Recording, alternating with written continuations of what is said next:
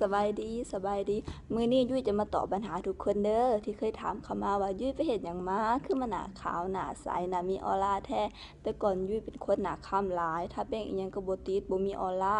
ยุ้ยเคยใช้ผลิตภัณฑ์มาหลายแล้วแต่ก็บ่เห็นผลยุ้ยเลยมาลองใช้ของแบรนด์ของนารีไวท์น้ำตกไผ่เซจูผลิตมาจากธรรมชาติ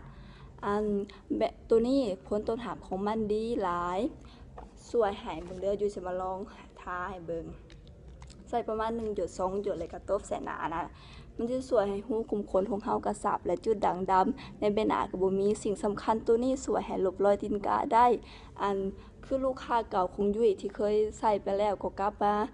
บมาสั่งอีก2กล่อง3กล่องขายวนๆไปเลยนี่แหละของดีเลยบอกต่ออันคันว่าสนใจสั่งซื้อเขาโทรมาได้เด้อ0304673046หรือว่าเขาไป